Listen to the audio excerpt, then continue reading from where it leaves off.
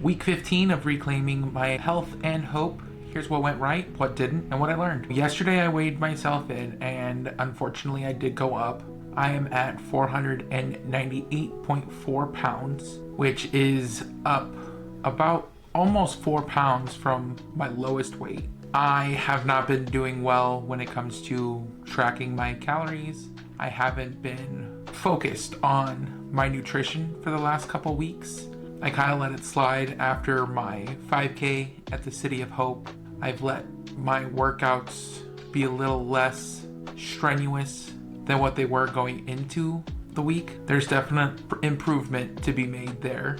Overall though, I am still down 40 pounds from when I started. So if I was to track my 15-week progress, that would be 30 pounds that I'm supposed to have lost. I'm at 40, so I'm still a little ahead of the curve, but I don't want to slow down and let these last 2 weeks define my ultimate progress, which is the goal of losing 300 pounds. I did notice that my workouts and eating have been off, so I challenged myself at the beginning of this month to walking 10,000 steps every day, and I will be going to the gym 3 to 4 times a week, doing full body exercises, weightlifting. I do have to say that I hit a new PR on the leg press machine at my local Planet Fitness.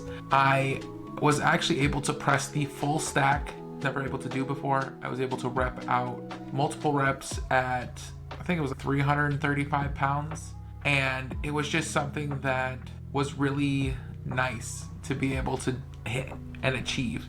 And my knees didn't hurt, which was crazy. Obviously there was some leg strain because I was pressing more than I had ever before. So there was a little bit of discomfort, but my knees didn't hurt. There wasn't that weird shiftiness that sometimes happens. I felt really strong and really good about that progress. Here's what went well with my nutrition, and that is that I have been conscious of the food that I haven't been great about tracking the calories appropriately. However, I'm not beating myself up over it, which I think is a massive mental win. Also, I just went to the doctors earlier today and I got my blood work back. My cholesterol levels are perfectly normal. My triglycerides are normal. My A1C is at a 5.8, which is still technically pre-diabetic, but considering where I started at a 7 6 months ago, this was a great blood work. Something that was brought up was that my testosterone levels were very, very, very low. So we are working on a plan to get me onto testosterone replacement therapy.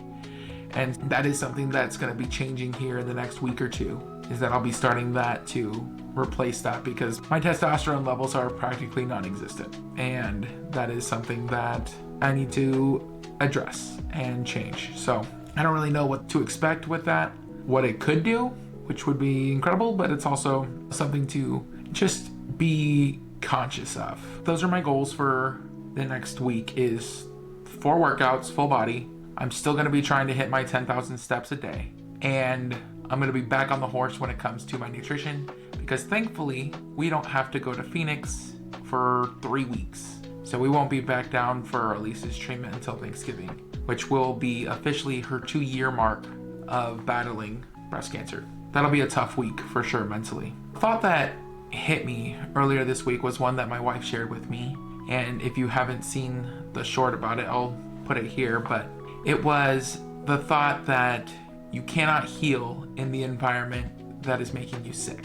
And I think that is so incredibly true. And it has way more to do with my mental health than it is anything environmental, because weight loss has been something that we all know how to lose weight. Eat less calories, burn more calories, calories in, calories out. It's math. It's not easy, but it is simple. That is something that I've struggled with. And what I realized is that I wasn't healing the environment that was making me sick, which is here. My environment is my head. My environment is my mental health. My environment is my thought processes regarding food. Now, that being said, I have been working with a therapist and my coach to rework my connection and relationship with food. And that has been such a huge help. And it's been something that I've been noticing in my day-to-day life, that when things get hard, like this weigh-in, I weighed in higher than I ever wanted to be again. And rather than being like, oh no, I messed up, I'm a failure, I suck, there was no beating myself up a whole lot. There was, yeah, you earned this one, but there's also okay, this is what we need to do to get back on track. And that is such a huge mental mindset shift and non-scale victory for me that I am absolutely thrilled about.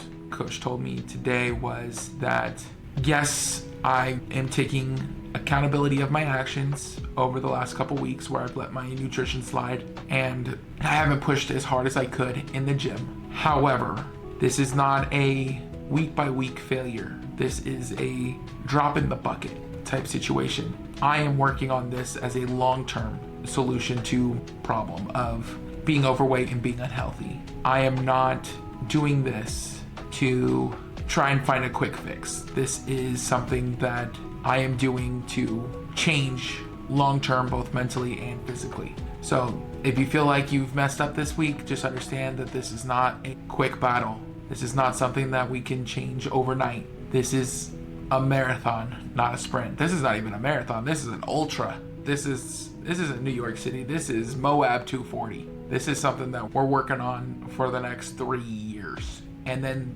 maintaining for the rest of my life. This is not something that is a one and done.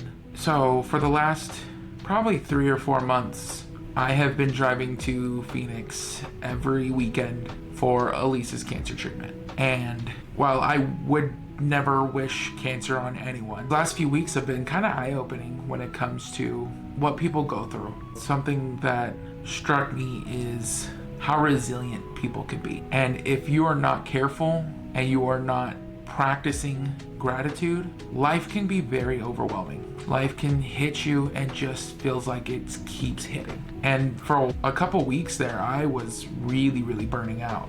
And it's not because I don't love my wife. It's not that I don't want to be there for her. It's just that I wasn't taking a moment to breathe and see the good that was happening around me. I was constantly waiting for the shoe to drop, where we were going to get bad news or something wasn't going to go right. But ever since I started my gratitude journal, I've been noticing more good things happening. It's confirmation bias, right? We see what we are looking for. And it's not that more good things are happening to me than they were before. It's that I'm looking for those good things that are happening to me. So Elise's tumor markers being down, great news. Her tumor shrinking, great news. But there's also daily things that I'm able to pull, whether it's my friends keeping me accountable, whether it's my therapist helping me heal, whether it's just my mom spending time with me and Elise and getting us out of our normal routine and doing something fun. That's been huge, and it's been something that I am incredibly grateful for. I'm grateful for my brothers who are there to support us, even though there's not a whole lot that they can do sometimes. It's tough. So there's a lot more to be grateful for than I originally was seeing. I was really tired. I was really burnt out. And to be honest with you, I'm still tired. I feel like I'm physically running down, and I am so excited about these next 2 weeks of not having to go to Phoenix and just being able to stay at home. I've already told Elise that this is a do nothing weekend where I literally plan on doing absolutely nothing outside of maybe recording a YouTube video and playing video games and doing my homework, because those are still some responsibilities that I have to do. But I need time to recharge. And if you're a caregiver and you're out there doing your best, just know that it's okay to recharge. We can't pour from empty cups.